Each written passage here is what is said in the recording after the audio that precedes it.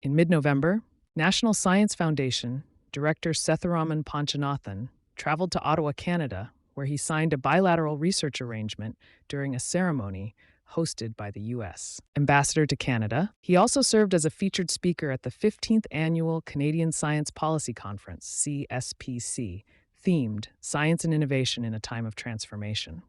During his visit, he met with leading proponents of Canadian science, including the chairman of the Standing House of Commons Committee on Science and Research, the Chief Science Advisor of Canada, the CEO of the Canadian Science Policy Centre, CSPC, heads of Canadian research funding agencies, and the Assistant and Associate Deputy Ministers of Innovation, Science, and Economic Development Canada.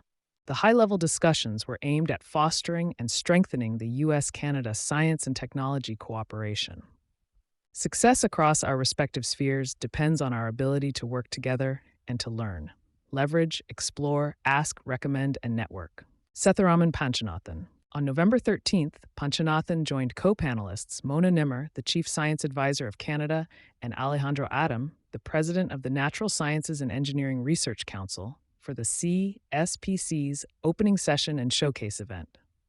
Their conversations spanned a variety of societally relevant topics, highlighting the importance of creating pathways into science, technology, engineering, and mathematics, STEM, the growing need for open science, and enhancing global science. Strategic STEM partnerships advance shared national interests and priorities, unlocking even greater possibilities, progress, and prosperity, stated Panchanathan, who pointed to the NSF-led Global Centers program as a primary example. This international research partnership initiative syncs global talent, elevates team science and community-driven research, and translates knowledge into transformative actions through convergent research. Outcomes will inform and generate innovative solutions to clean energy and climate change, empowering resilient communities everywhere, he said. On November 14th, Panchanathan signed a Memorandum of Understanding MOU with the Social Sciences and Humanities Research Council of Canada, SSHRC, at an event hosted by U.S. Ambassador to Canada, David Cohen. The new NSF SHRC MOU provides an overarching framework to encourage collaboration between U.S. and Canadian research communities and sets out the principles for developing jointly supported activities. Panchanathan said, "Today's grand challenges transcend national borders and scientific disciplines, requiring robust collaborations with like-minded partners.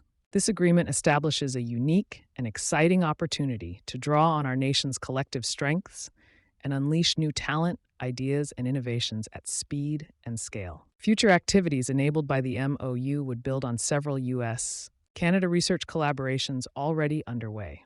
Those include the NSF-led Global Centers, the NSERC NSF AI Quantum Lead Agency Opportunity, and the Canadian-led New Frontiers in Research Fund, which aims to produce adaptation and mitigation strategies for groups most impacted by the effects of climate change. Earlier that day, Panchanathan participated in the CSPC's breakfast session panel titled "Making the Case for Science in the Turbulent 21st Century." He joined voices from the worlds of politics, journalism, and government in sharing insights on topics such as international collaboration, science communication, and the science-public policy relationship. Success across our respective spheres depends on our ability to work together and to learn, leverage, explore, ask, recommend, network, said Panchanathan. This interdisciplinary, team-oriented approach, he added, helps foster openness, transparency, and reciprocity, values underpinning Canada's and U.S.'s research models, and which are key to improving society and bettering livelihoods. Speaking on the capacity of science policy to catalyze positive change, Panchanathan invoked the CHIPS and Science Act. Last year, CHIPS and Science was signed into law, empowering NSF to make crucial investments in its core mission, he said. This legislation has already enriched the global research landscape by enabling the agency to support more people and ideas, at home and abroad. And NSF will continue to accelerate use-inspired science and curiosity-driven research to solve problems, develop new technologies, and produce real-world impacts that benefit everyone. Later, Panchanathan co-chaired a meeting between NSF and the Canada Research Coordinating Committee, CRCC, which brought together representatives and leaders from multiple Canadian research funding agencies. The participants discussed a range of topics, such as best practices for deepening the U.S.-Canada science, technology, and innovation relationship, and promoting Indigenous leadership in research. Panchanathan rounded off his trip to Canada with a tour of the University of Ottawa's Advanced Research Complex, where he met with university leadership to explore potential areas for expanded research collaboration. He also engaged with students, emerging scholars, postdocs, early career researchers, and senior scientists who are shaping critical fields like quantum science, cryptography, and molecular biology, and developing new technologies that will drive future industry. Reflecting on of his visit, Panchanathan said, "Growing equitable and inclusive global ecosystems, that's the U.S. and Canada's aim, and it's what these bilateral conversations and the new collaborative arrangement will accomplish."